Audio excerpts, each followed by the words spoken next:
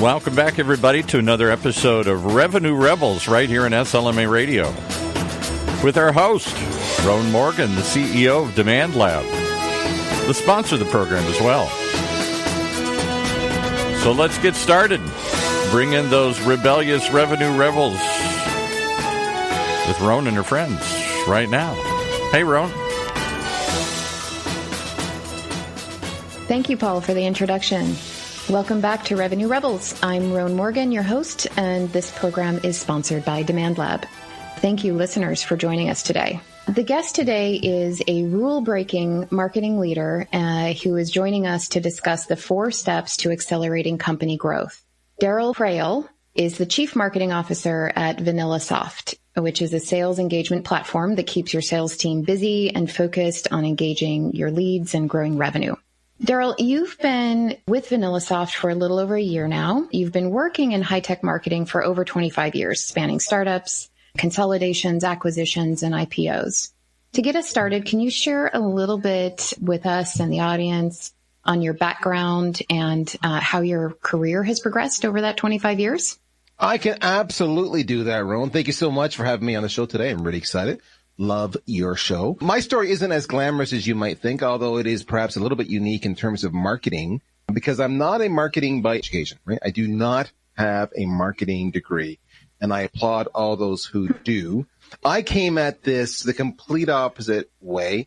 I was a computer programmer for 4 years, and as time progressed, I got more and more antsy staring at that screen. I was good at it. I enjoyed it. I loved it. It was a season for me, but then I'm like, my goodness, get me out of here because I'm going to go nuts.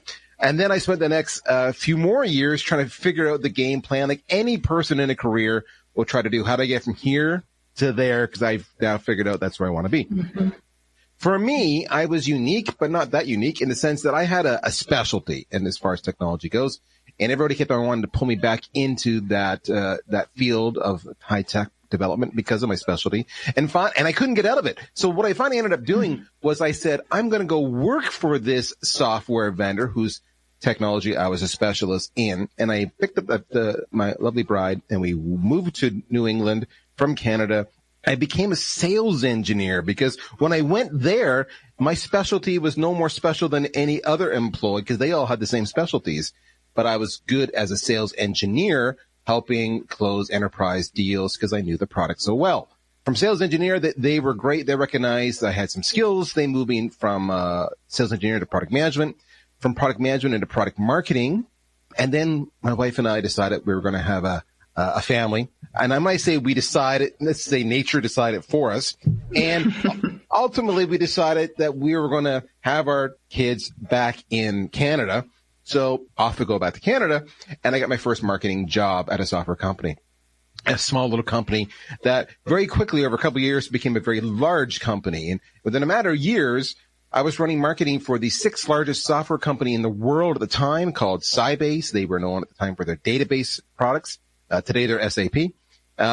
So it just went boom, and my career took off, and life was grand. And then from there, it was just a matter of multiple hops, as is like to happen in high tech. I went to a company called Cognos, where I ran product marketing globally. Cognos is the leader in business intelligence. It's now IBM, so another acquisition. From there, I went to a company called, what at the time was WebPlan Supply Chain. Now they're called Kinaxis, IPO. We raised over $30 million there. Did another supply chain company, raised another $20 million. Did a public safety company, sold the company for 4 times their earnings. Did an e-commerce company, took them public. And then the best part, I forgot one point. After we sold the public safety company, which today's Motorola, I got fired. It's a classic. We're going to buy you because we want you. And then the whole management gets fired. That was the first time I'd ever been let go in my life. So did the e-commerce company, and so I took them public. And then it was simply a case of I got tired of doing it for everybody else, and I took time out, and I spent about the next 8 years or so having my own agency. So I was out there every day with all these wonderful companies. And then VanillaSoft came knocking, and I told them, nope, go away, don't want to talk to you. The recruiter was, let's just say, aggressive and relentless. He wore me down, and over a year later, here I am, and it's been just a blast. Bit of a change to go back to working for somebody else again, but what I love about working for a company as opposed to as a contractor is to me, it's a chess game. I get to move all the pieces on the board, not just one piece. So as a marketer, you got lots of tools that are in your bag. When you can have the chance to move them all together for an end goal, man, that's fun. So that's my career in a nutshell. It was a long-winded answer. I told you it wasn't that exciting. That's awesome. Well, persistence pays. So clearly it paid off for both the recruiter and you, which is good news. It is true. And that trajectory, I think, is a really exciting path to take. I know other folks that work full time in sort of, marketing that have come up through sort of engineer background and then into product marketing. That path, I think, gives a great perspective. But also what I like about your background is that you started, you took the job as a sales engineer, and the SE is I think a really critical role of helping the sales individual actually educate and get their leads sort of primed to close ultimately. So it's an important role, a lot of impact. It's a huge role. But I think it's fantastic that is sort of was your launching point into the marketing space too. That's pretty cool. Well, the funny part was, even at a couple of those jobs, I ultimately, even though I came on as a marketer, I ultimately was the VP of sales and marketing. So I've had the good fortune / misfortune of owning a quota and having the team as well as the marketing. So I do understand the whole revenue side, for better, for worse, but my preference is marketing. Yeah. Well, there's an important connection between the two, obviously. And the more that we move forward and we look at the technologies that are out there, the more I think that connection becomes stronger. So Agreed. When you joined VanillaSoft, what were some of the marketing challenges that the company was facing? I made a list. Full disclosure to the audience. Rowan had given me a heads up on some of the questions. So I actually sat down and I made a list. And when I looked at the list, I'm like, I can't share all this. Oh, my goodness. But, in the end, I'm going to share it because I don't think challenges that we face here as a marketer are technically much different than anybody else faces, but maybe you'll feel a little less alone. So here's my list. We had a really cool product. We were the oldest player in the space, but we were the least well-known. No one knew who we were. I would call us an engineering company, not a marketing company. So fantastic product. The product had incredible differentiators, but nobody in the industry understood that those differentiators that we were so good at even mattered. We knew, our customers knew, but no one else knew. And if no one else knows, of course, no one else is talking about it. I got a lot of lacks, as we call. We had a lack of positioning relative to our industry. In other words, what do? Today, we're a sales engagement provider. They'd never even heard of the term sales engagement when I started. We had a lack of awareness of who our competitors were or what their go-to-market strategy was. So when I finally, at 30 days in, I went to the executive team and I said, hey, we're sales engagement. Hey, these are our competitors. They all kind of looked at me with blank faces and they said, sales what? And who are those people? They were just not aware because they were in their own bubble doing their own thing. They really didn't have an awareness of who their target personas were. They had no awareness of who their target markets were. They knew where they had traction. That's a difference. But they didn't know where they were going to be, rock stars. In the industry, they had no thought leadership. They had no relationships with industry analysts. They had no relationships with influencers. They had no relationships with media. And the only time they appeared in the media was when it was a paid placement. They had no social media presence. When I mean by presence, I mean we were doing the whole talk out of the megaphone, look at us, look at us, look at us. But there was no reciprocation. There was no engagement. There was no conversation. There was no banter. There was no nothing. It was just like, see us at this trade show. Look at our new report. There was no designated spokesperson, the CEO by default, but really there was no like, you do this and you do that. There was no defined roles. We didn't know, again, like, okay, when it comes to analysts, you're the person. When it comes to whatever, you're the person.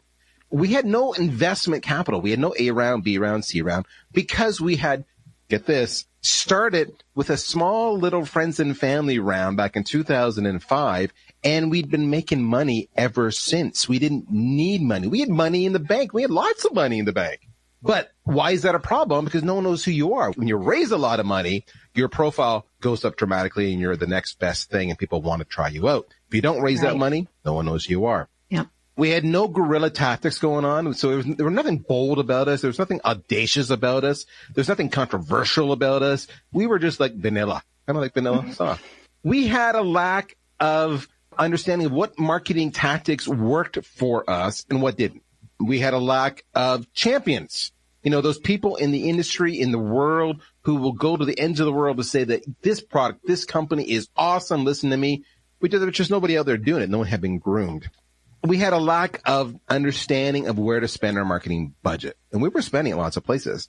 And they were doing all the right things, but it wasn't concentrated. It wasn't optimal. So those were my lack of. To be fair to the organization and everything they had done, they did a lot of things right. So I inherited some good things too. I had complete and utter permission to be bold and aggressive and to execute. I had lots of budget. Now, I was not short on budget. I had an incredible CEO who just got it, but was willing to let me do it. I had a fantastic alignment with my head of sales. I had really happy customers. I wasn't concerned about the company not being around next year. We were healthy. We were viable. We were in a hot, emerging category. I had lots to talk about. And because my target audience are sales and marketers themselves involved in the revenue process, me personally, it was so easy for me to relate to them, the pains and the challenges they're going through, that it wasn't like I had to learn something complex like semiconductors or something else like that I had no affinity to. So those were the challenges, and that's also what I had going for me. That's awesome. That is quite a list. And at least, being able to talk to what I actually call my people certainly does make it give you one step ahead, but that's probably the longest list that I've heard. Very comprehensive, and I think also incredibly exciting. That's the sort of thing that you can just wrap your arms around and start digging through, and you're going to make impact. Got lots of opportunity for 100%. that. Yeah. So that was the word, opportunity. You nailed it, and that's how I viewed it. It wasn't a bad thing. It was an opportunity. It was an exciting thing. Yeah. We need to take a quick break, just a minute to hear from our sponsors. And when we get back, we're going to walk through how you went about sort of revamping marketing and getting through this very long laundry list of everything you just listed out for us. We'll be right back to continue with Darryl on how he has accelerated company growth strategically through a marketing transformation.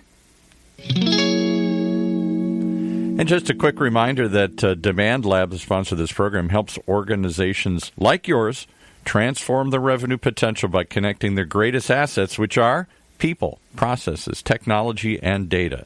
They do this through customized revenue ecosystem solutions by leveraging marketing data technology, data science, governance and analytics, and content. Demand Lab helps B2B organizations like yours advance business goals and drive revenue. Sounds pretty simple. They certainly know how to do it, and you can too if you simply visit their website, demandlab.com. Learn more about Demand Lab solutions at demandlab.com and find out how you can transform your revenue potential as well. All right. While you're doing that, let's pick up the second half of today's interview. Thanks, Paul. We've been speaking with Darryl Praill, who is the CMO at VanillaSoft, and we're walking through his process of accelerating company growth through marketing transformation. So, Darryl, you just went through a very long list of what we called exciting opportunities to make impact. I'd love for you to share a little bit about the process of revamping the marketing department. Like you alluded to it in the opening to the podcast, 4 steps. I broke it down into 4 steps so don't make it manage this otherwise it overwhelms you. And in my mind, each step I gave myself 3 months, and I had coordinated with the executive team, especially the CEO, that this was my plan. So, ironically, and I had an interview process that said, what's your 90-day plan? My response was, I don't have one. I have a 1-year plan. And it's simple. 4 steps. Number 1, triage. I'll go into that in a second. Number 2, rinse and repeat. Number 3, make some noise. Number 4, grow. So that was it. So triage is just get your house in order, get your systems in order, get the baseline of all your metrics, get rid of all the technology you're not using, optimize your website, make sure your marketing automation choices are there and it's integrated with all the things you need to be able to integrate with. Make sure you've got your dashboard set up so you can communicate with your stakeholders what's going on so you can try and see what's happening. Triage. Get your marketing ops in order. That was the first thing. And we did that. For us, we ended up standardizing on HubSpot, going into VanillaSoft. For the data side, we use ZoomInfo. We took it off the website and put it all in the Google Tag Manager, relaunched a new website. to simply get that stable. We do all of our project management and team management using DiviHQ. We optimize all of our keywords using SEMrush, and we do all of our video, whatnot, on our live streams using Vimeo and Wistia. For us, and whenever we look at tech, the first thing I always look at is can it integrate with HubSpot? I'm not advocating for HubSpot. You can use Marketo. You can use Pardot. For us, they already had it. It was adequate for our needs. What I picked from scratch? Probably not.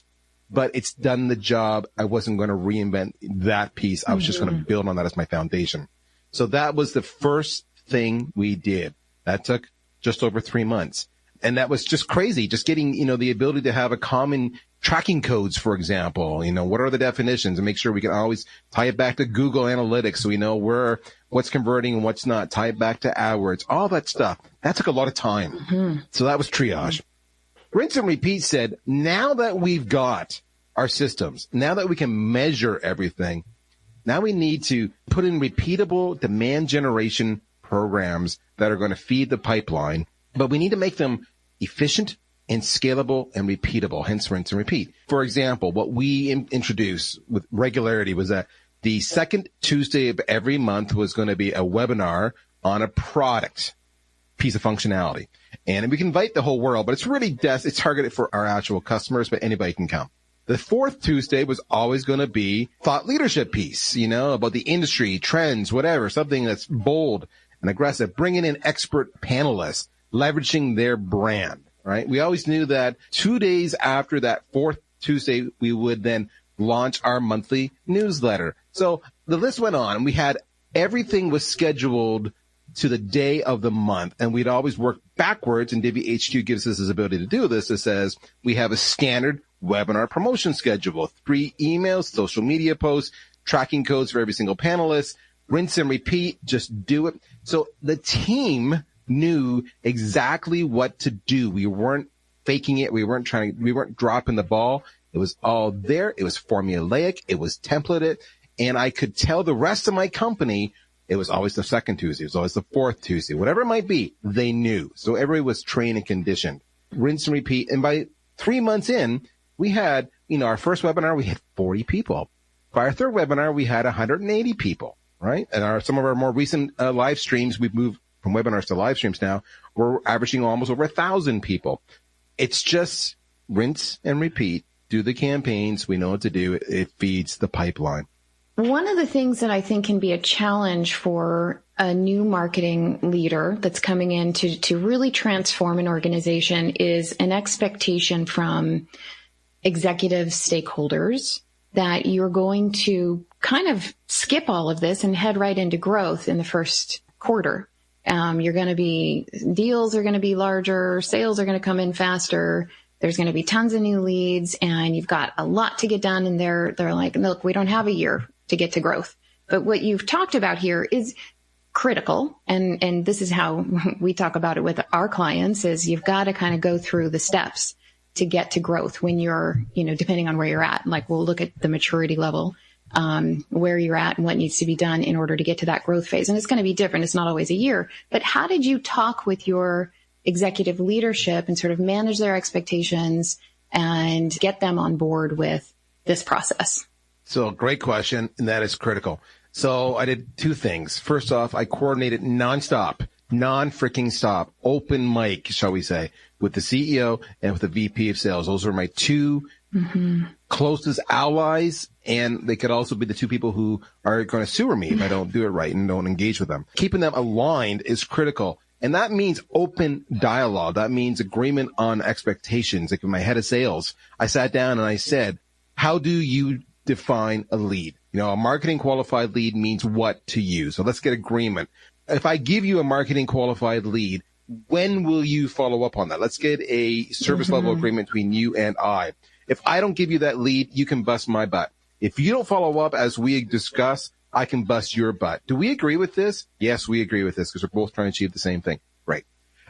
With the CEO and the head of sales, what I said was, listen, I'm going to do status quo. I'm not going to go, shall we say, speak from the megaphone. I'm going to sustain what you've been doing in my first 2 steps, triage, rinse and repeat. But rinse and repeat will be, the point where we start to kind of crank up the volume. So really, the first 3 months, just forget I'm not here, okay? Because I'm getting my house in order so I can get a baseline. Because going back to the CEO, what do you want to do? You want to measure me, right? You want to make sure that my salary is justified and the investment we're spending on programs is justified and it's getting an ROI. Well, we can't do that without a baseline. Do we agree? Yes, of course we agree. All right, so let me get my house in order and I'll communicate with you all on the way. And the funny part was I needed his sponsorship because for me to go integrate with all these other tools like VanillaSoft, I had to go and work with my own R&D team to customize our instance of VanillaSoft.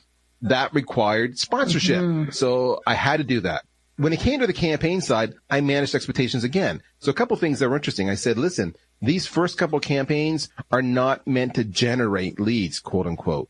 They're meant to perfect the process, the template, so that we get that down pat. So then, the second, third, fourth time we do these things, now we're generating leads. And I said, so, if I get 0 people showing up on my webinar, that's fine by me, that first one. And they look at you like you have 3 heads, and I'm saying it's process. And they said, okay. And I said, but it will get better. And as long as you execute and you manage expectations, right, they trust you. You're building trust at every step of the way. So that was huge for us, ongoing communication. The other thing I had to do for us, for example, we were really focused on one feature of our product. But when I talk, and that's what all of our AdWords spend was around, was really around this one feature. And when I talked to my head of sales, he goes, dude, that sucks. He goes, I get all these leads. I get tons of leads from the AdWords, but 1 in 10 might actually be valid. So what I ended up doing was I dramatically scaled back my spend around the AdWords around that one feature, which upset some people. And I went to my stakeholders again and I said, the lead flow volume is going to drop. But if this goes to plan, because I'm going to diversify and go to other areas, we're actually going to get a higher close rate and a bigger deal size. Don't be confused by less volume. That's my prediction. And they said, okay. And then sure enough, a few months later, you look back and go, yeah, our deal size has gone up dramatically. Mm-hmm. Our conversion rate's gone up dramatically. So even though our numbers, and say free trials, for example, were down, our results were much, much better. But I had to communicate that. If you don't communicate that, you're hosting. That's the biggest thing. And the only way to be able to communicate that growth would be to put in the processes, the systems that you did at that first stage of triage. So lots of communication, but then also really developing systems that enable baseline measurement and growth measurement. And without that, you're not going to have a lot of ground to stand on as you're moving forward and they see the leads coming in slower and slower or fewer and fewer. Doing that rinse and repeat allowed my people to see where can we implement automated processes or build up templates that we can reuse. That allowed me to make our demand generation efforts very scalable because I knew in the coming quarters I was going to throw more and more on my team. So if we didn't have the systems to automate as much as possible, I can never scale my people. Yeah. Without systems and processes in place I think that the sales partners that you're working with can understand that certainly and relate to that because they're dealing and working within a sales process. Marketing has been in the long past, certainly not in the last 10 years, but we're still growing much more on the creative side and the sort of a bit of a process, but also a bit of a black box. And now with technology and everything that we're trying to achieve with it, there is a process that needs to be put in place. And I imagine that sales leaders and other stakeholders can appreciate putting a process in place as long as it's well communicated and expectations are managed. So that's really interesting. The last 2 points, make some noise and grow. So make some noise was really all about communications. In other words, get out there, be bold, get on social, be contentious, pick a fight with a bad guy. I told my boss, I said, we have 2 roles. You, Mr. CEO, you're the professor. You're going to be the trusted advisor whom all the, the financial folks love. You're the good cop. I'm the troublemaker. I'm the bad cop. I'm going to get out there and pick fights. I'm going to get noise. I'm going to get contentious. I'm going to be public about it. And I said, so what's going to happen here is that our competition is going to get riled up and they're going to talk about us and they're going to curse us. And I said, that's great. That's what I want. We need to be in the conversation. And then where necessary, you're going to walk behind me and clean up behind me. And he's like, okay, so I'm good cop, you're a bad cop. And I said, yeah. He goes, okay, I can do that. So we understood what we were doing. So make some noise was all about that. AR, analyst relations, PR, public relations. It was all about social And it was about content. Right. And then the last stage, grow. It's about, okay, now where can we expand? What other categories can we go into? What other verticals can we go into? What other events can we go to? And what other geographies can we go into? And that's where we're at now. That's fantastic. That's really exciting. Unfortunately, we've actually reached our time. We're a bit over our time. And what I think we should be doing here, Darryl, is planning on our next conversation together. So I've got a bunch more questions, tons of stuff that I think we could talk through on this. And I'd love to be able to invite you back to chat with us in our next podcast. I'd love for you just to share a little bit with the listeners on how they could reach out to you. And please, if you can spell all that great info, because that name could be spelled in a few different ways. It rhymes, doesn't it? I know. I understand. Okay, no problem. So just go on LinkedIn. It's Darryl Praill. So Darryl, D-A-R-R-Y-L, Praill, P like Peter, R-A-I-L-L. So it's just like that. All right, Darryl Praill. You can get me on Twitter. My handle is Opinionated, spelled funky. O-H-P-I-N-I-O-N, the number 8, T-E-D. Because, hey, you got to have an opinion. And beyond that, DarrylPraill.com. But more than anything, just go to VanillaSoft.com. All my contact deets are right there. Fantastic. Thank you so much for joining today, Darryl. I'm your host, Roan Morgan. And as always, you can contact me on LinkedIn at RHOAN Morgan. Now, back over to you, Paul, in the studio.